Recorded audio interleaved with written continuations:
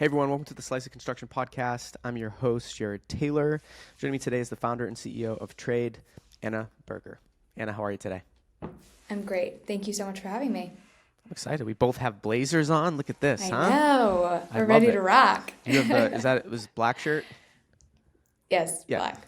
black. We have the white shirt. We're very, I like it. This is a good dynamic. You have a great background. We're ready. Thank you. Let's dive in. Tell the audience about yourself.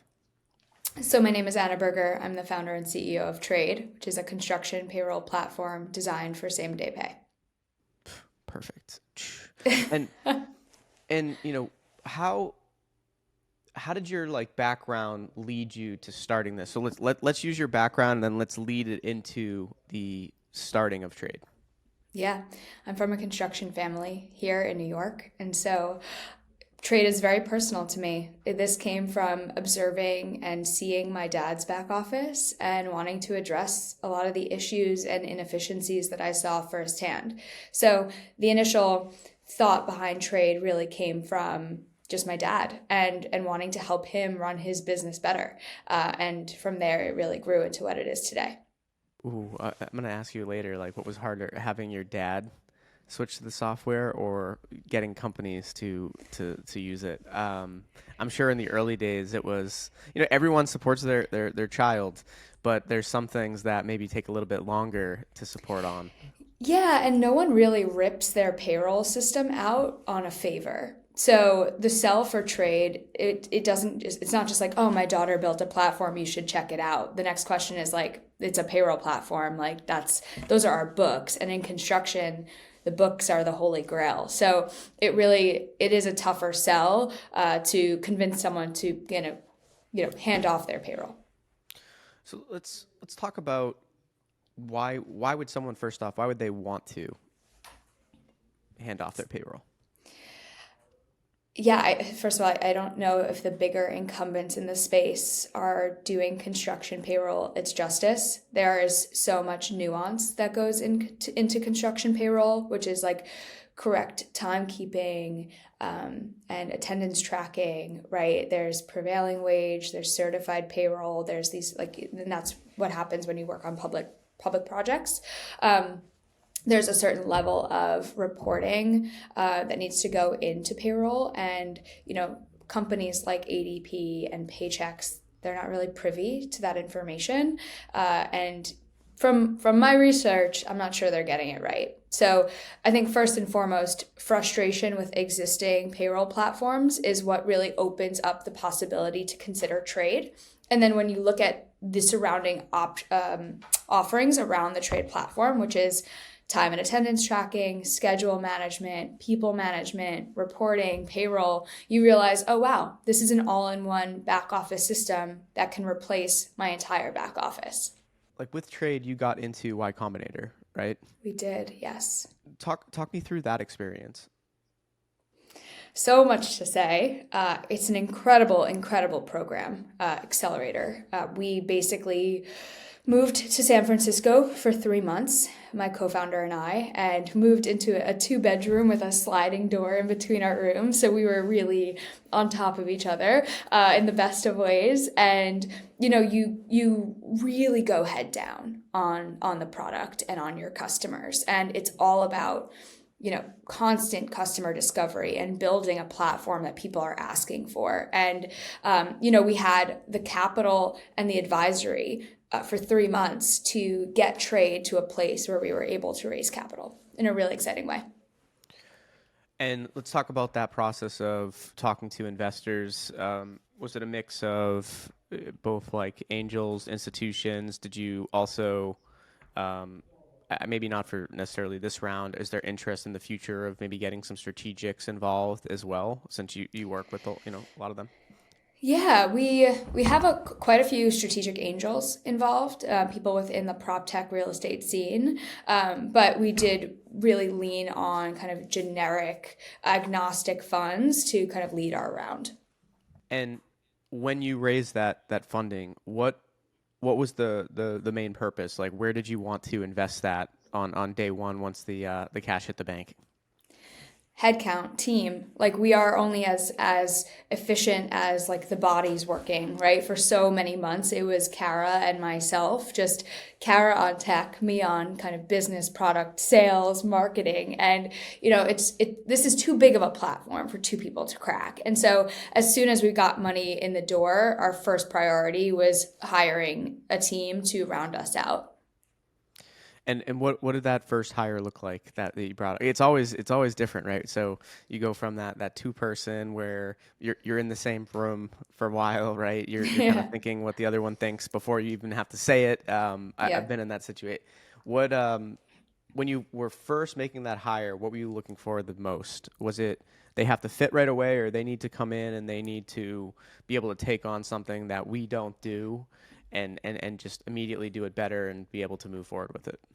More the latter, and we worked with a bunch of people in like part-time consulting roles before converting anybody into a full-time position. Our first hire was product design, and it was a very strategic hire. I think the consensus in the space is that payroll and back office software as we know it today is super clunky, hard to understand, really cluttered. I think the stat is like users are touching 5% of their QuickBooks account, meaning they're going to 5% of the available buttons and pages to access the information they need. And the rest is just overwhelming and in their face when it doesn't have to be. And so there was a unique opportunity with trade to really strip the product back and only deliver on the core features that were being clicked every single day. And so that's where we did want to double down and invest into product where we could, as soon as I open up a demo, people are like, oh, right? Like it's refreshing, it's lighter, it feels approachable, and it's a very clear differentiator for us against the space.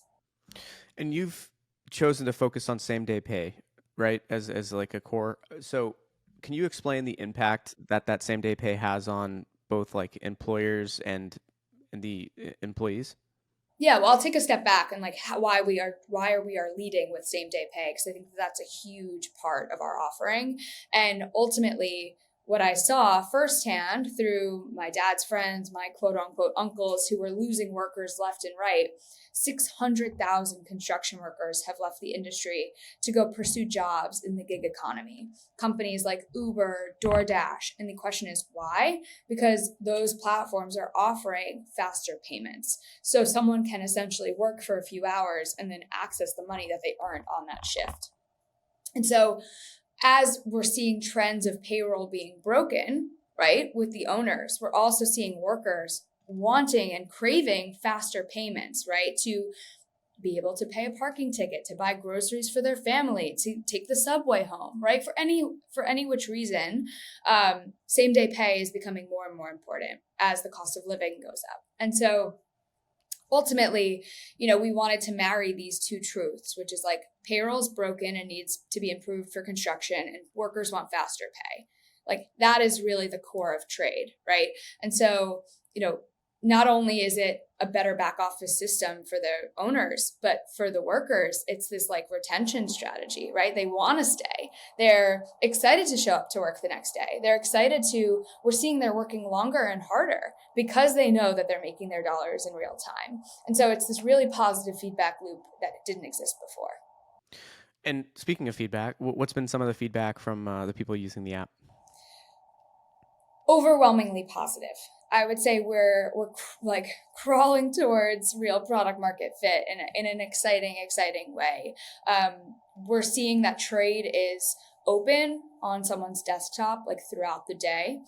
It's not a tool that like typical payroll tools that you open up every week when you need to approve the numbers and send it out for processing. What we're seeing as trade is a platform for daily use, which to us is a really strong indicator that we've built something people want. You have a strong marketing background throughout your career. Can you talk to me about how that's helped in building trade? I'm always a big fan of obviously like tech driven founders are great, product driven founders are great, but the founders that also I think the kind of the sneaky one is the ones that have like a strong marketing background, because you can build the best product if you can't market it, So how does that background helped you in building trade? It's helped a lot, to be honest. I think in my career, I've worked at different agencies where I had to wear different hats for different brands and speak to them in a way that they understood. And then I did the same thing at Marriott International, where on any given day, I was talking to Courtyard and then St. Regis and then the Ritz-Carlton and then Moxie Hotels, right? And so each of those brands requires a different lens and a different attitude and a different pitch. And I think that same sentiment is true in the trades, right? In any given day, I'm talking to an electrical contractor, a flooring contractor, a demolition contractor, and all the workers. And I think being able to put on and off different helmets and speak to them and address their pain points in a way that they understand, it enables a faster pitch. And so I think if anything, marketing taught me listen, like listen to what people say, because what they're saying is actually the sell. And if you can just listen better, the answer is right on the other side. I love it. What other advice do you have? Let's talk about your advice to new founders looking to break into a typically like traditional space. We talked about construction's getting better, right? There's more innovation, but for the longest time it fell behind other industries in terms of innovation from a tech perspective. What advice would you give to new founders that want to, maybe it doesn't have to be construction, but a Yeah. traditional industry? Like, how do you break in? I would say our ability to find product market fit as quickly as we're moving towards it is the amount of validation I did. I spent hundreds of hours, and like that's not an exaggeration, hundreds of hours in interviews and discovery sessions, just listening to people's pain points, what gives them headaches, what tools they're using, what they wish they had more of. Like, these aren't hard questions, but how rarely do you go up to someone and you're like, what's bothering you today? Like, it doesn't happen very often, right? Especially when you're zoning in on a specific industry. And so in the year leading up to Y Combinator, like one full year, I spoke to hundreds of not just contractors and workers, but general contractors, developers, owners, construction management firms. I spoke to every single person in the ecosystem, including wives of construction workers, to understand the kind of the reasons why people get up in the morning, the motivations, right? The triggers, the values. Because ultimately to build a product people use, you need to understand more than like their work day. You need to understand like what got them there and what they're going home to after. I love it. When you look at, let's fast forward 5 years, where do you see trade? Oh my God. Household name. I think it's like, it is the single back office system for construction. It's not only on, private jobs. It's like the leading payroll provider of public works. Whole cities are operating on trade in a really kind of efficient, cohesive way. Let's talk about your kind of, you don't have to give everything because you're obviously, I don't want you to give the secrets away either, but what excites you most about your growth strategy in the years ahead? Is it that relationship forming piece that you seem to really focus in on? Like what part of it? Um, We're creating like measurable impact here. Like, this is like a real value to people's lives, not just from a business efficiency standpoint where we're not only consolidating their back office but saving them time, energy, and money in their investment into trade, but on the other side, like the liquidity for workers and reinvesting in the construction workforce, that's palpable. Like, this construction runs this country. Like, construction starts our day, right? Like, these guys are out 4:45 in the morning, 5 a.m. They're clocking into their job sites. Like, they're out there when the sun rises, and they have been overlooked for so many years. And I think so much of this for me is charged in the fact that like we are changing lives every single day and giving people financial like freedom and ability to that impacts their day to day. It's very special. And the days are hard as a founder. This isn't like it's not just all highs here. There's a lot that goes into this work, and it's not for the faint of heart. But when you see that you're changing people's lives for the better, it's much easier. Who should connect with you, Anna?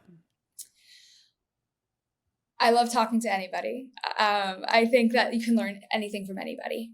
But our most measurable impact would come from contractors right now, and general contractors. And so that is really, those are the people that I think could benefit the most from trade today.